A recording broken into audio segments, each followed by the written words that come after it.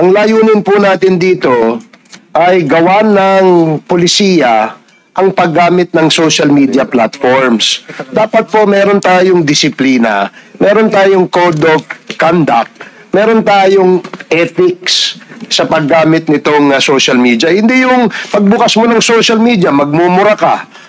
Meron dyan, nagso-social media, nagbablog, walang ginawa araw-araw kundi manawagan ng kaguluhan sa ating bansa, nananawagan ng people power, nananawagan ng kudeta. Yung ba ay tama, Mr. Chair? Ang punto lang natin dito is magkaroon tayo ng ganitong ng regulasyon o regulatory policy para kagaya po ng mga broadcasters, meron po silang KBP, kagaya po ng mga manunulat sa dyaryo, meron po silang NUJP. They're all bound by rules and regulations. But in this social media, the use of social media platforms, unfortunately, wala po tayong ganyan sa ngayon. At hindi po pwede na gawin pong rason ng mga yan na meron tayong freedom, na kine-curtail natin yung freedom of speech nila. Huwag niyo pong lukuhin ang taong bayan. Wala hong curtailment o suppression ng freedom of speech dito. Kaya nga kayo inimbita rito eh. Diba? Kaya kayo inimbita dito para makapagpahayag din kayo. Hindi po ba yan ay tamang freedom of expression?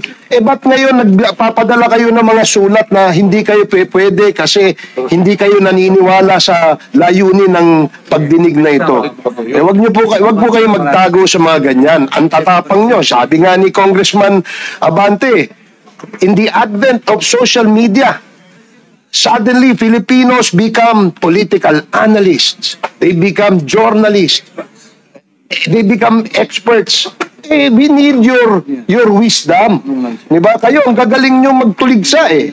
Dito nyo gawin para nang sa ganun, makagawa tayo ng isang polisiya na hindi po maabuso ito. Ngayon, nandiyan kayo sa social media. Kung mag-retire kayo, wala na kayo, hindi na kayo nagbablog.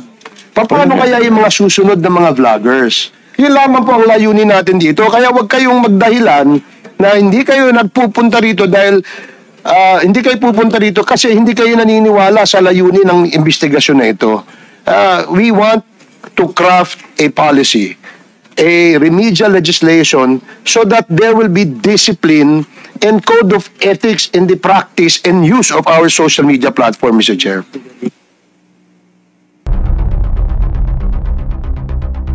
Amalu. Thank you. Tikia. Thank you, Mr. You are Chairman. recognized, ma'am.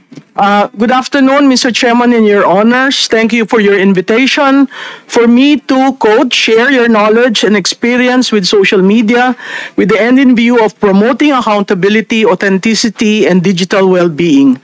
I am Malu Tikia. I'm an op-ed columnist of Manila Times for 12 years now and a political consultant for 30 years.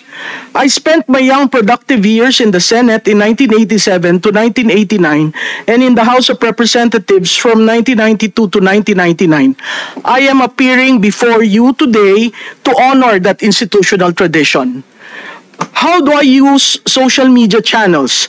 I use it as a platform for commentaries, advocacies, and as alternative classroom to discuss hot-button issues, explaining and making sense of issues to the public. I am not a blogger or a vlogger. I have a personal meta page. I do not have a social media company. I have not been involved with any narco and pogo groups. I am not pro-China. I am pro-Philippines. Having said that, allow me to state for the record that despite not being in a public office, I too am fair game. I have been bashed, bullied, accused of so many things, but when it comes to factual matters, malicious attacks, I choose my legal rights. One, against a lawyer who claimed that I was part of the Marcos Jr. campaign in 2022, and because of my survey results, I got a penthouse in BGC and drives around in a Range Rover. Both were lies. The case is pending. Then a private group in Meta chose to put out in public a photo of so-called DDS Coral with me on the center with a pig snout. Mind you, there were more than 12 persons there, some of whom I do not personally know. I am not DDS, nor am I part of the so-called DDS Coral. When they chose to bring it out of a private group and shared it publicly, it was done maliciously. So again, I filed a case. There was a time also in 2022 when the survey results of my company were maliciously altered. I called the media organization and a person in another political camp, requesting them to correct the matter or else I will avail of my legal rights. Both corrected, the latter even made a public apology. Mr. Chairman, Your Honors, the Constitution begins on page 1 with 3 words, "We the people." And Article 3, Section 4 refers to the Bill of Rights, specifically freedom of speech, freedom of expression or of the press, and freedom of assembly are the bedrocks of democracy. But in politics, as you very well know, truth have various shades. For so long as there is no malice, we should err on the side of freedoms than contain them. Your Honors, contrarian views are protected by such rights. Prior restraint is anathema to democracy. My thoughts in this hearing, number one, please be fair. And I say that because are you inviting critics, bloggers, creators, joiners, collectors, spectators, inactives? Because the 3-second rule really controls social media. These are the different classifications when you refer to social media. If Congress wants to deal with false narratives, all sides must be present. Number 2, be careful of reported social media strategists who offer politicians, candidates, a plan on increasing followers. Your Honors, Mr. Chairman, followers are not voters. And the staggering costs are so scandalous and borders on being scams. You are being scammed if you follow the dictate of the more followers, the better for campaign. There were reports too where some influencers became guns for hire during campaigns.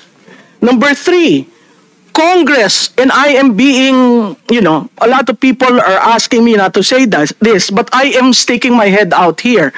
Congress should ban the use of troll armies.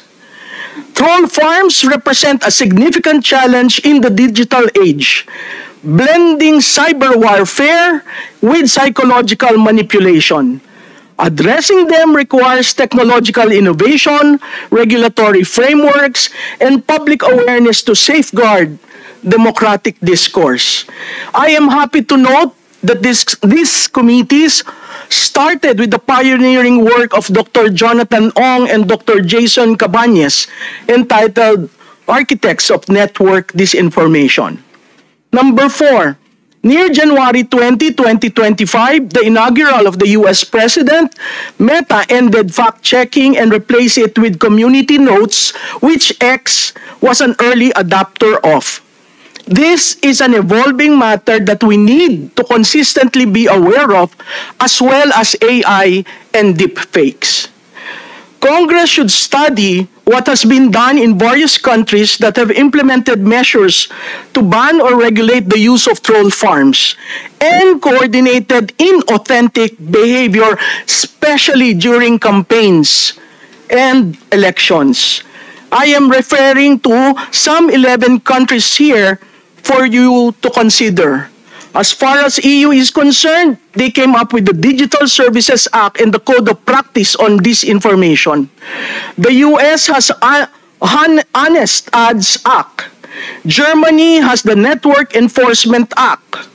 France bans false information spread close to elections and mandates ad transparency. Brazil has fake news law that criminalizes the creating of fake accounts to spread election falsehoods. Taiwan recently criminalized foreign interference, including disinformation campaigns, with a fact-checking initiative to counteract troll army activity. Canada has Elections Modernization Act that prohibits foreign interference and mandates ad transparency. Australia has Electoral Integrity Bill criminalizing foreign interference and requires ad disclosure. The UK has an online safety law that holds platforms accountable for harmful content, including election disinformation. South Korea criminalizes spreading false information during campaigns.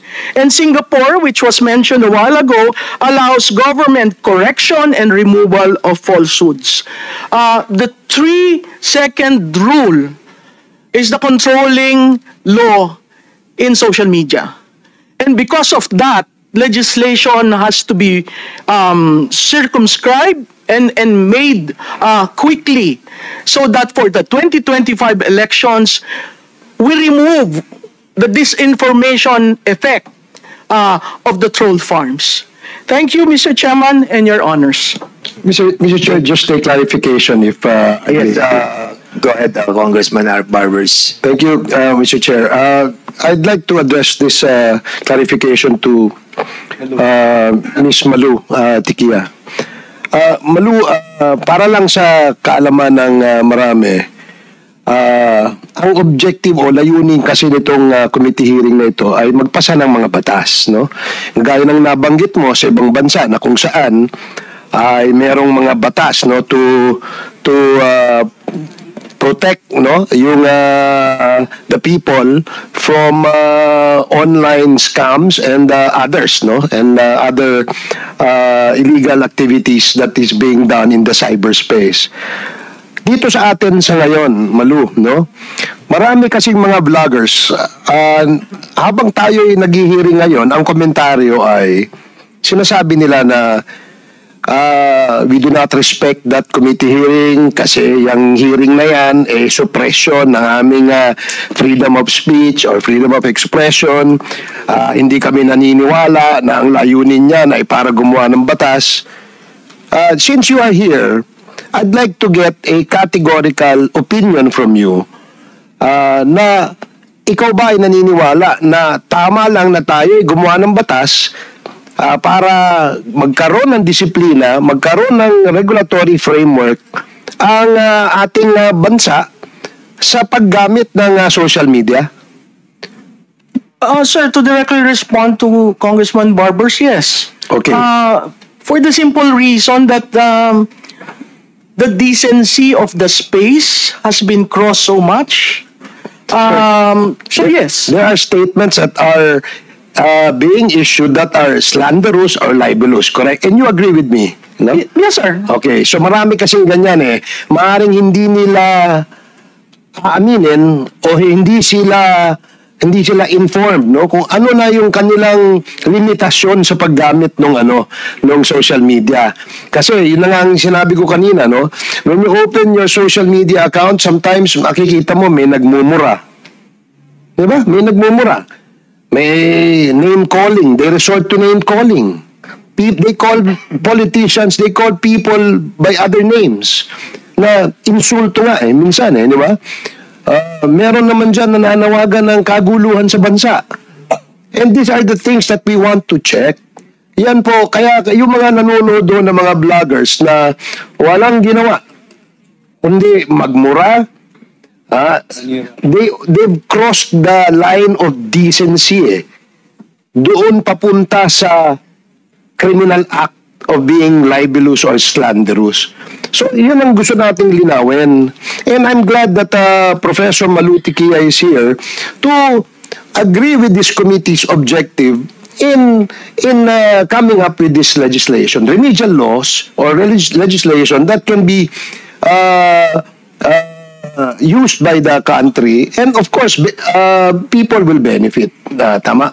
Sir, ako lang, kasi ang legislators, you live in a glass house. So part and parcel of your public life are attacks being made. And that's normal. That's normal. But there is also such a thing as contrarian view. Kasi kung papatulan yung opinion yun eh. Ngayon, kung factual, kaya I brought... I'm only referring to fake news peddling. Yeah. Yung opinion, they can share, they can express their opinion 24 hours, 7 days a week, 365 days in a year. And no one will stop them from doing that. That's their right. Yes. And we know that and we respect that right. Thank you for that. Diba? Pero, kapag you've crossed the line, created a story, created a news that is fake, and you peddled it, diba? Teka muna, may pananagutan tayo sa batas. And you know that, diba? Yes, sir. So, it's very clear. We will not debate and argue about opinions. Yes. Because your opinion Yes. is I respect, Yes. and my opinion you should also respect. Yes. Diba? Ganun din po, this goes the same to all social media actors or bloggers, so to speak, no? Kasi, syempre, kayo nandyan sa industry yan, you control the narrative eh. Kasi kayo nandyan dyan, trabaho nyo siguro yan. Perhaps you even make money out of that, no? Especially to those who actually can monetize, no? Yung kanilang, ano ba, namo-monetize Yes, yan, sir. Malu? Oh. That's why I said I am not a blogger or a vlogger because I do not earn from it. My meta page is my personal page. And to a certain degree, you really have to be responsible for what you say or what you do.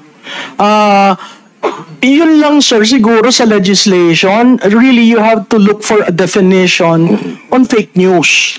What is fake news is really something that has to be defined. I absolutely agree with you, and that is why we're consulting and getting opinions from the experts, no? Yung ating members of the academe, like you, you're a practitioner, and the government agencies, para makagawa po tayo ng batas. Yun lamang po ang ating layunin. So yung mga nagtatago sa likod ng usapin na ito ay curtailment ng freedom of expression o freedom of speech, sila po yung talagang namamayagpag sa pagkalat ng fake news dito sa ating bansa.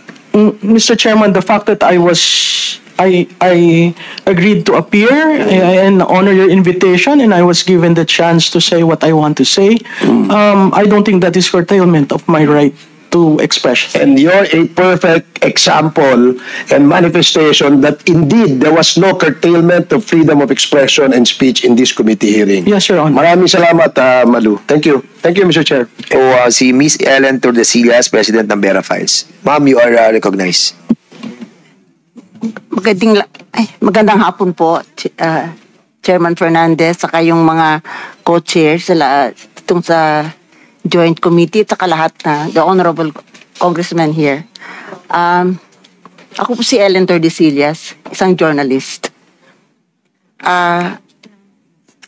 Okay, tama ba? Kasama po ako sa founders ng Vera Files. Vera Files is Teka, ito. Okay ba? Yeah. Okay. Vera Files is a non-profit media organization registered with the SEC. Okay. Our objective in forming Vera Files is to advance excellence in journalism, which we consider as an important pillar of democracy. Okay. Vera Files does a lot of fact-checking, fact-checking with us is we debunk published falsehood with verified facts. And it is also, fact-checking is also accountability journalism. We want to hold responsible all those who spread falsehood. Vera Files is a member of the International Fact-Checking Network. It's an organization of more than 170 fact checkers all over the world who adhere to international standards in fact checking.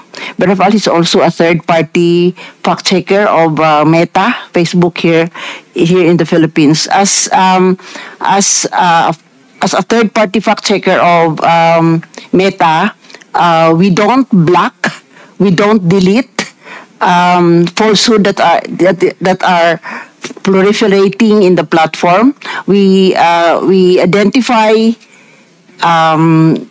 what are false, misleading in the platform to help the platform become more safe and to prevent harm for those who are visiting that's the purpose of Meta setting up the program of fact checking in their platform. Then in the process of fact checking, we have identified most of the falsehoods that we identify in social media are scams, hoaxes, and Mr. Chair, can I interrupt? Is Secretary Oy leaving now? May tatanong sa kanya kasi, sandali lang sana. Alis na ba siya? For a few minutes na lang. Ang tanong niya, mag-ingat ka na. Mag-ingat ka. Sabi ko, no, dito sana eh. Kaya lang, mamaya lang. Thank you, Congressman Plato, for your understanding. Sige, Ma'am Vera. tuloy ako. Opo, ma'am. Sige, okay. Sa pag-check namin sa as a third party fact checker of Meta, ang mga nakikita namin karamihan na falsehood, I try to avoid the term fake news because it's an oxymoron actually, because when we say fake news kasi, the term fake news kasi undermines the value of news, which is, pag news kasi dapat totoo yan eh. Pag hindi totoo kayo, chismis yan. So pag linabi mong fake news, parang diba oxymoron, you don't modify something that is true with the word fake. Pero anyway, nagiging na kasi parang Colgate, no, tsaka toothpaste. Pero anyway, but anyway, what do we fact check? We fact check falsehood, lies, which are proliferating in social media. We follow criteria in deciding which to fact check. Dahil sa dami-dami talaga, tama yung sabi ni Chairman Fernandez na talagang pag nagba-viral in thousands in a matter of minutes and hours, ganon. So may criteria kaming fina-follow what to fact check. Number one, it should be a statement of fact. Hindi kami nagpa-fact check ng opinion, hindi kami nagpa-fact check ng fiction, di ba? Hindi kami nagpa-fact check ng prediction. Di ba? Pag sinabi mo kasi na we expect the Philippines to be to belong to the first world group in 5 years, hindi namin pwedeng i-fact check yan, di ba? Kasi wala pa namang 5 years, ganun. So anyway, number one, it should be a statement of fact. Number two, it should be relevant. Kasi kahit naman may false one, hindi ko ipa-fact check kung ano nangyari kay Maris Racal at kay Anthony Jennings, no? Kasi ano naman relevance nun sa general public, di ba? So, kino-consider namin yung relevance. Saka isa pa is, ang third is, kaya ba namin i-fact check sa madaling panahon? Kasi, iba kasi ang fact-checking kaysa investigative journalism. Ang investigative journalism kasi, it will take weeks and months, gano'n. Ang number one, ang importante sa fact-check is to stop the spread of falsehood. Agad, kailangan mo ma-stop. So, kaya ba namin ito i-fact check at least one day, mahaba na kasi yung one day, but mahaba na siguro yung 2 araw. Kailangan ma-stop. Tsaka kailangan kasi pag nag-fact check kami, we debunk falsehood with verified facts. Hindi namin pwedeng hindi kami pwedeng magsabi lang na mali, ganon. Kasi 'di ba, pangit naman yung fact checker ka tapos yung fact check mo mali rin, 'di ba? So, kailangan verified facts. And ang additional criteria namin is yung virality. Kasi kung mas viral, mas urgent yun na yun ang isa-stop na, yun ang uunahin namin, ganon. So yun ang aming mga criteria namin sa pag-practice. Ang karamihan sa mga nakikita namin na falsehood sa social media are scams, no? Yung mga nanloloko, yung ayuda, SWS. Magbibigay sila marami yan. Maraming naloloko diyan. Marami rin usually health scams, ganon yung mga gamot sa diabetes, gamot sa cancer. In fact, ang isa sa mga naloko nga sa gamot ng diabetes, yung ating national artist na si Kidlat Tahimik. Nakabili siya ng package ba yun na binibenta ng diabetes. Hindi naman. Kasi ang mga nanloloko kasi dito, they earn money by the clicks, di ba? So, gagawa lang sila ng mga headline na clickbait, we call it clickbaits. The moment nag-click ka, kikita na sila dun eh. So, wala namang laman yung kanilang website, pero kumikita sila dun. So, tingnan, marami. Tapos hoaxes, yung mga namamatay, namatay si Jackie Chan. Yan, kahit na, magugulat ka, di ba? Magugulat ka. Tapos, kahit na later malaman mo na hindi totoo, nakaklik ka na, di ba? So, yun ang marami. Tapos, ngayon habang lumalapit yung election, tumataas yung falsehoods na lumalabas related to sa election. So, medyo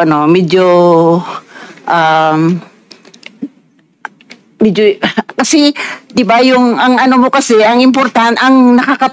nakakabahala kasi dito sa disinformation na nangyayari is kasi tayo 'di ba we make decisions based on the information that we have. So kahit from sa maliit na bagay hanggang sa matters of national interest, lahat yun nakabase yun sa tamang impormasyon. So kung sa election na to, magdi-decide tayo kung sino yung bubutuhin natin para magiging mga leader natin sa ating community hanggang sa national. So kailangan dapat yung decision natin nakabase sa tamang kung kandidato ba na ito gumagawa or maraming nagawang masama o whatever, ano siyang klaseng tao. So importante 'yon. So ngayon habang palapit yung eleksyon, masyadong may dumadami yung falsehood.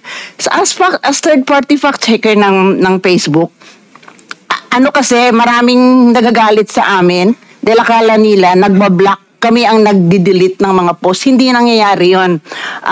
Di ba sabi ko kanina, kina-classify, pag may nakikita kaming falsehood sa Facebook, everyday, pagkagising namin, yun ang trabaho namin, to scour the social media of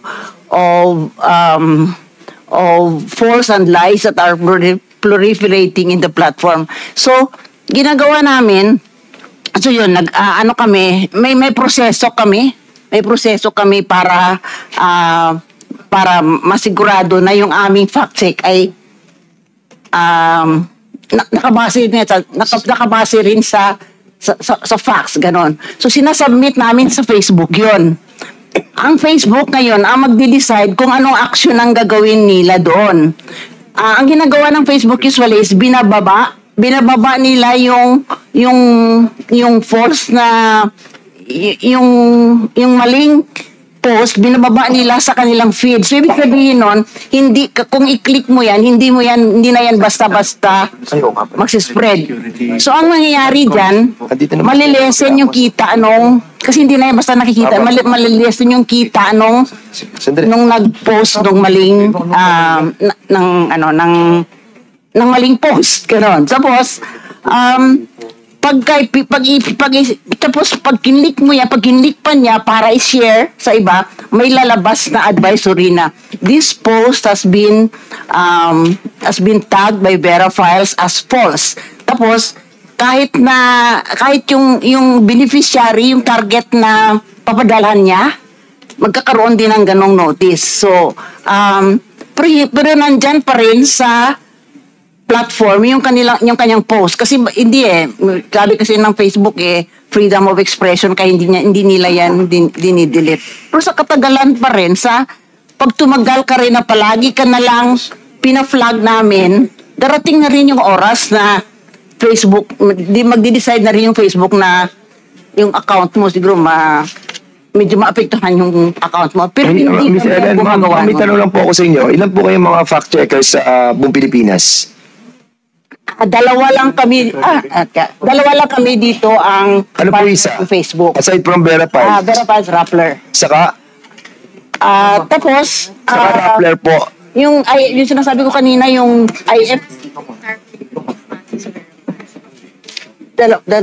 dalawa lang kami dito. Ang Philippine based. Meron pa isa kasi yung Agence France Press ganon. Mama, speak louder po. Hindi po namin kayo madinig. Aside kasi from ang Philippine registered na fact checker is Vera Files and Rappler, pero meron pang isa dito na nag-operate dito sa Pilipinas, yung Agence France Press, which is an international organization. They fact check. But there are 6 mayroong yung certified ng IFCN, animata, kasama kasi yung Press 1, ABS-CBN, Philstar, Mindan News, Probe. Yun pa yung Okay. ano yan na mayroong IFCN certified yan. Pero maraming nagpa-fact check, maraming nagpa-fact check. So, And siguro ma'am, pinaka-the best po natin gawin is to have all this group na fact checkers para ma-coordinate natin sa CICC para you can help the government. Yeah, in fact, interesado ako Are you having a understanding with the government agency? Meron po ba o wala? Wala. Wala pa po, no? Kasi to maintain our independence kasi hindi kami Okay. We understand. Okay. Ngayon meron kaming oncoming project with PCO. We have worked with the Human Rights Commission. We have done training for the Human Rights Commission and for the OPAP. Yeah. Okay. Ma'am, thank you so much po. We will be asking you again kasi may mga members who wanted to ask yung Vera Files na. Kasi one comment na lang. Sige po. Alam mo na nakita ko tong yung resolution. What I liked about this is that yung review existing laws, particularly RA 13175 kasi tama yung kasi yung I like the fact that you are reviewing existing laws kasi baka kasi marami ng yung ating problema ngayon baka nandun na yun sa ibang existing laws lang at least you are not starting from zero, di ba? Parang ganun. So I like that. Thank you. That's one thing I like about. Thank you so much po, ma'am. Parang ko lang isa pang importante is That's a very sense of power conducting this hearing. Yes. Marami po salamat.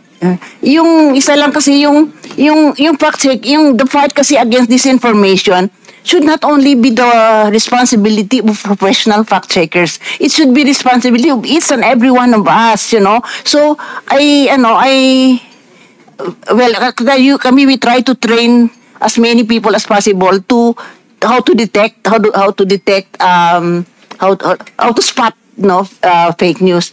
Pero ang importante talaga is the value of yung valuing truthfulness. Kasi dapat pag may nakita tayong lies and false, so dapat yung antena mo dapat mag-on at saka mag-turn off ka Kaya lang I'm worried sometimes that we take the lack of truthfulness parang casually for granted. So I think we should, yun ang pinakaano ko is, I think we should strengthen our appreciation for truthfulness. And it should not start it should start, the school should have as Yes, ma'am. Meron lang interjection si Congressman Barbers. Barbers, can you Thank you, Mr. say Chairman. something, please?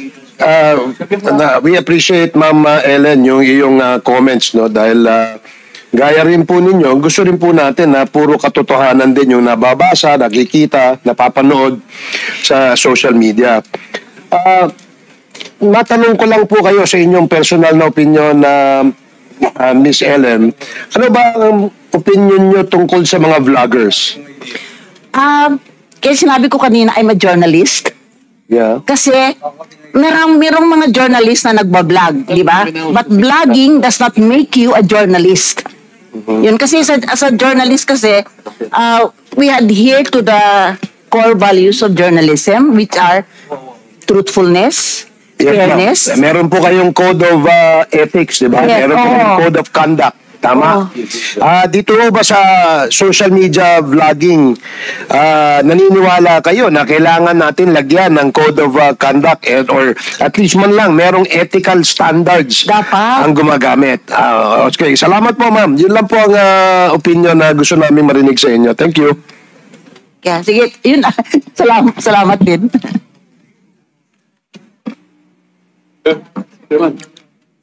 But we have not invited members of the mainstream media, Mr. Chair. We did. We did. And And that's the reason why what was the we're response? asking for the excuse letter as well. Because a while ago, the COMSEC have acknowledged the persons of the resource persons who have been invited.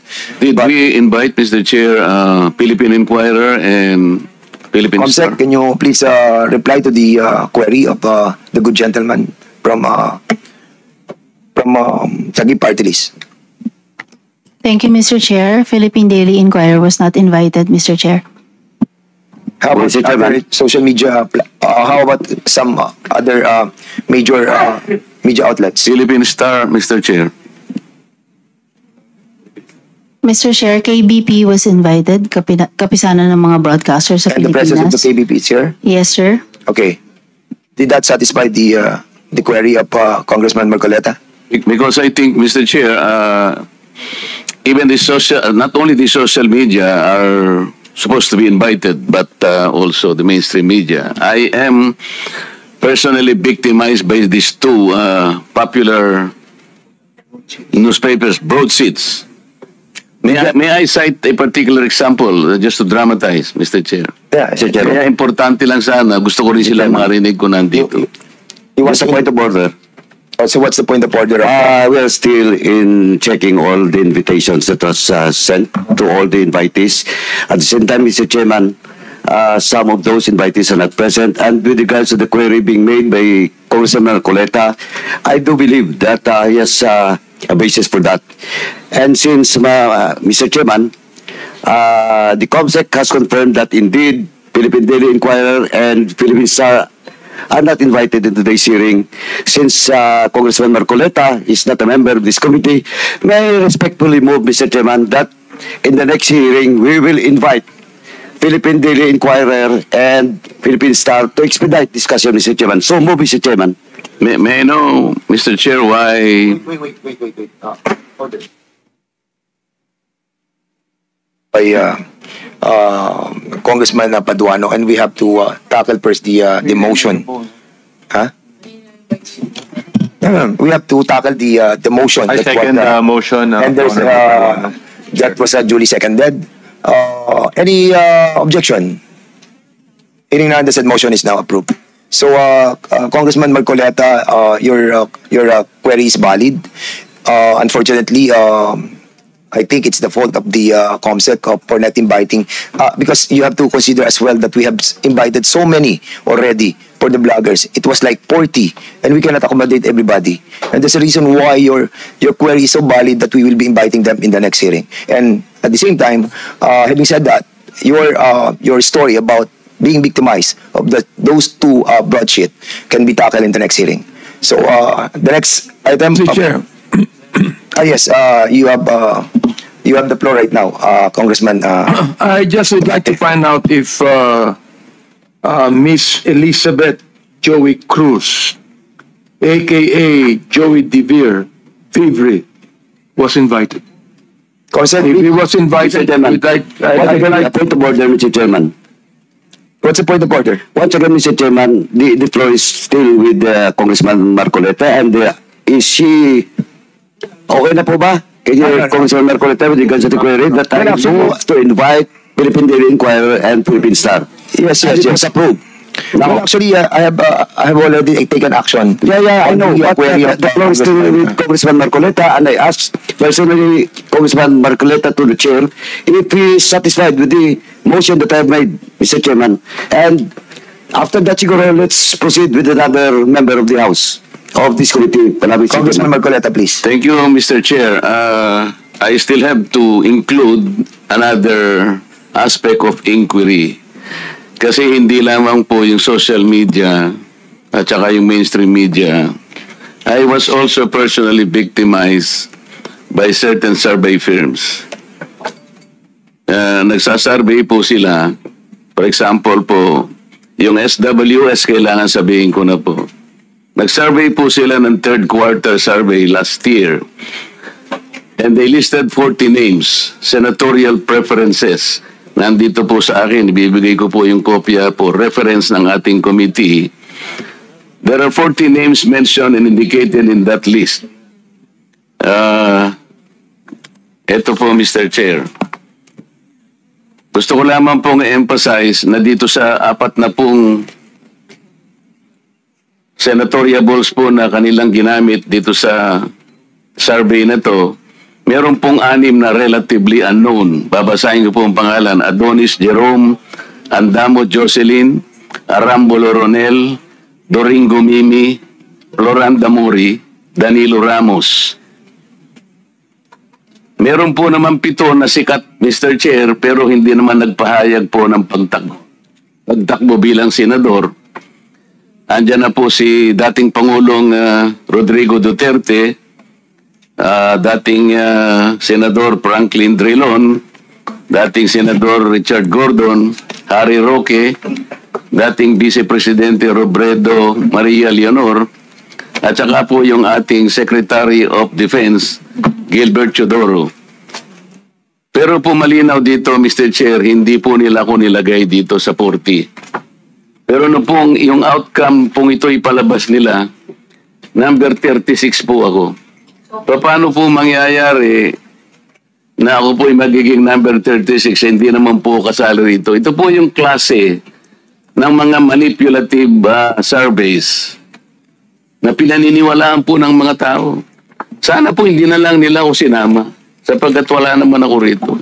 Sino po ba si Adonis Jerome, Andamo Jocelyn, Arambolo Ronel, Doringo Mimi, Floranda Modi, Mr. Kong Barbers, may kilala ka ba rito? Bakit naman po, hindi ko naman po pinagpipilitan na isama nila ako rito.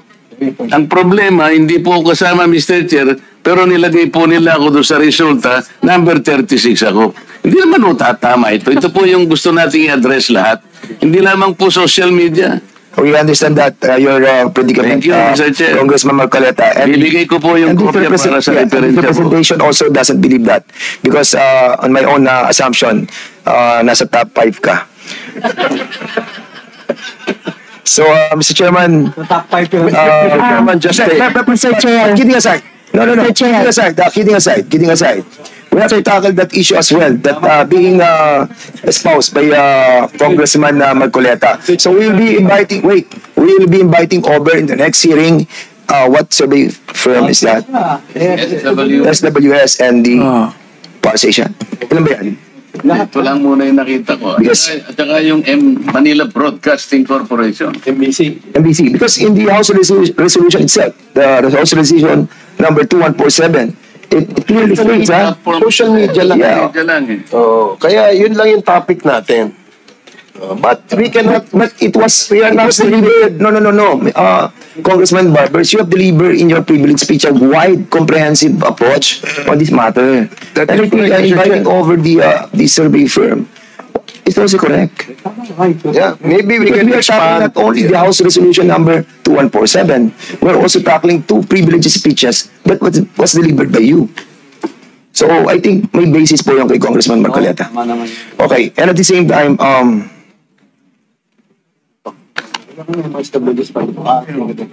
so there's some, Mr. Chair, noted po yung kay Congressman Marcoleta. Now, May I now be recognized? Abante, now you are recognized. My query is if we have invited a certain Elizabeth Cruz, no, aka Joey De Vibre, Mr. Chair. If we have invited her and she has an excuse letter, may I know what was the excuse, Mr. Chairman? Comsec, please answer the query of Congressman Abante. Please. Matapang sa social media. Harap dito. Thank you, Mr. Chair. Miss Elizabeth Joy Cruz was invited and she sent an excuse letter via email. Ano po yung kanyang excuse letter? Ano yung dahilan? One moment, sir. I'll get it from the chair. Thank you. Mr. Chair, Can you kindly also, Comsec, can you kindly also try to tell us those resource persons who have not attended this committee hearing? You may mga excuse letter, okay yun. But those who have not reply to our request to be present on today's hearing. Thank you, Mr. Mr. Chair, Chair. particularly first, Mr. Chair, Yes, Congressman Abante. particularly I am referring to AKA Joe De Vibre sapagkat matindi yung kanyang mga sinabi dito. Gusto ko talagang makita siya at makausap sapagkat dito minura niya ako at ang sabi niya panay kabobohan sa quad. Sayang kuryente sa'yo. Bigyan mo sa kanya. Ano yung pack you? Yeah. Yung pack you, hindi ko alam yung pack. Huwag mo na sabihin. Congressman Abante. Katutuloy ko lang muna. Mr. Chairman, Congressman, don't be so personal. Let's be more comprehensive on this approach. Binabasa ko lang eh. Sige, go ahead. I'll give you a... Pangalawa, November 13, 2024, nagmura na naman siya. Hindi ko na babanggitin yung mura niya. Pag tinatanong kung anong legislation ginawa niyo in relation to this BS, ano ba yung BS? BS inquiry, sasagot ka. Paswelduhan ka ng taxpayers, gago. November 3, 2024, si Benny Abante at si Romel Marbil ay mga protektor ng illegal na droga dahil pilit nilang pinalalabas na hindi ito ganon kasama. Tapos sabing ganyan, si Dan Fernandez and Ace Barber's survey are depressing. Alam na nila na matatalo sila sa eleksyon. So what is the hearing for? Smoke screen for the discount. Tinabi ko ito sapagkat matindi po itong mga akusasyon na ibinigay nitong gusto ko nila magmura eh. Hindi na ako magmumura muna. Oo. Kailangan po, itong mga to, ang tatapang nila eh. Ang tatapang sa pagmumura, nang wala tayong kalaban-laban. Ngayon, pag kaharap dito, hindi makaharap dito. Oo. Mga takot din pala yung mga yan eh. Please hold your fire, please. I'm holding my fire. Just on the process of administrative, ano pa lang muna tayo, Congressman Abante. We can tackle that on the interpellation. Mr. Chair, gusto ko lang pong bagitin tong kanya excuse letter. Nakalagay dito, after meaningful consultation with my lawyers, gumaya pa na abogado. I have decided to respectfully decline. Respectfully? Minumura tayo, respectfully? To share my knowledge on matters. Hindi knowledge ang kailangan natin. The lawyer, if this is like... Ask the lawyers kung libelous yung ginawa niyo o slander. No, nakalagay, I would like to categorically state that I am neither paid by POGO operators. Hindi na pinag-uusapan. Pinag-uusapan natin yung mga sinabi niya. Tapos respectfully, Elizabeth Joey Cruz. Nakikinig po sa atin ngayon, nanonood ngayon. Humarap ka dito, kumatapang ka. Hirap sa iyo, nagmumura ka. Nang dyan na wala kaming kalaban-laban. Humarap ka dito. Dito. Namo. Chairman. No, wait. Quiet, please observe, refrain from laughing or whatever expression you wanted to, please observe decency and, of course, Chair, I move that we strike out. with all due respect, with Congressman Abante, I feel your sentiment, I feel your sentiment, but we are in the process of finding out the, yung pong implementation of the 10175. And I respect your freedom of expression. But what I'm trying to tell you is to refrain from the fire that you wanted to express, no? But for now, nandun pa lang po tayo sa administrative matter, and we wanted to finish that, and then we will be discussing, or we will be approving the ground rules.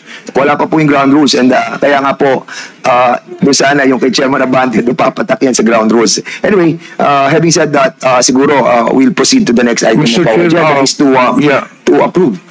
So that we can have an orderly hearing, we must first approve the ground rules. I believe that the COMSEC has already distributed copies of the ground rules to the members present. So therefore, Mr. Chair, I move to approve the ground rules. Yes, there's a motion to approve the ground rules, and I believe that the members of this committee have already received the yung pong ground rules natin, and you have already read it. So siguro I need a second motion for this. Any second motion? Second. This was duly seconded. Any objection? Hearing none, the said motion is now approved. Administration of Hindi mo babasahin naman ang rules. So the next item of our agenda is for all the... Mr. Chair, yes, Congressman Zamora. I would like to reiterate my earlier motion to strike out the expletive that was mentioned by my idol, Representative Abante, earlier. Second motion. Mr. Chair, The motion. I object because it was not an expletive. Sinabi ko lang, namo. That can mean anything. Okay. That can mean anything.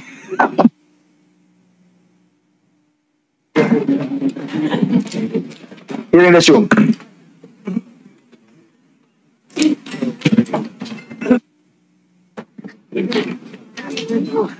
If that is the... So it was seconded, Mr. Chairman. And the objection with Congressman Abante, it's up to the members if they will vote for it, for the objection with Chairman Abante. 1 minute suspension.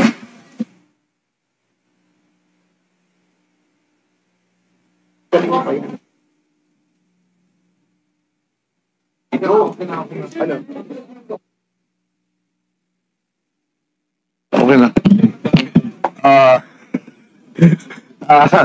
Hearing resume. So there's a motion to strike out the word that was delivered by Congressman Abante, and this was duly seconded. Any objection? Hearing none, the motion is approved. Mr. Chair, I would like to manifest na because it was a motion made by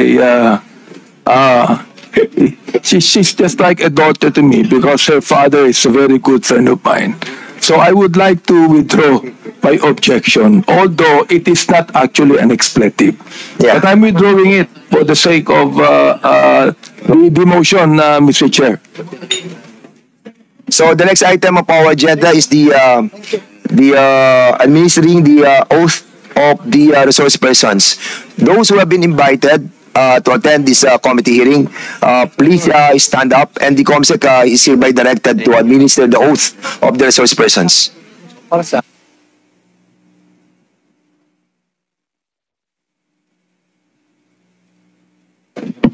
May we request all the resource persons invited to stand, raise your right hand and repeat after me. Do you swear to tell the truth, the whole truth, and nothing but the truth in this inquiry? Thank you. Please take your seat.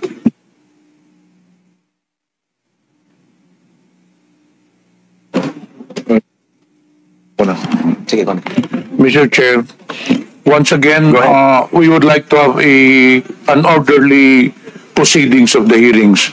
So therefore, we have some reminders to the members because after this, we will now proceed to the deliberation and discussion. Please be reminded that pursuant to our ground rules, House members shall register with the committee secretary and shall be recognized on a first-to-register basis. Members shall be given 10 minutes each for their interpellation, excluding the answers of the resource persons. No member except the chairpersons or the presiding officer and the senior deputy speaker shall be allowed to speak or make interjections during the course of the interpellation of a member unless and until recognized by the lead chairperson or the presiding officer. Lastly, we enjoin everyone to observe proper decorum and basic courtesy in our proceedings. Please address your questions to the co-chairs and wait to be recognized. Thank you. Thank you so much, Co-Chair Pimentel. So, muna tapos dun. The next is Chairman Aquino for the discussion proper. Please discuss it. Yes, thank you, Mr. Chairman. With the permission of my co-chairs, I would like to propose that we first hear from the academe, then government agencies and independent media organizations to give us a situationer on the social media landscape. Each presenter shall have 10 minutes. Thank you. So the proposed flow of discussion, una po yung academe, si Dr. Jonathan Ong, then academe muna, then government agencies, then the independent media organization. This will be the flow of our discussion. But for the meantime, going back to the administrative matter, Congressman Chairman Paduano, have something to say? Thank you, Mr. Chairman. Just a matter of procedure, Mr. Chairman. And a protocol of every committee hearing, Mr. Chairman. All resource person being invited in every hearing and absent should have an excuse letter or explanation. And if that excuse letter is valid and acceptable to the committee members, so we will just invite them to the next hearing. But for all those resource persons with an excuse letter or without an excuse letter, they should be invited through a show cause order for the next hearing, Mr. Chairman. So that's a matter of protocol and procedural in every committee hearing, Mr. Chairman. That's why I want to go back to the invited guest that was mentioned by Congressman Abante.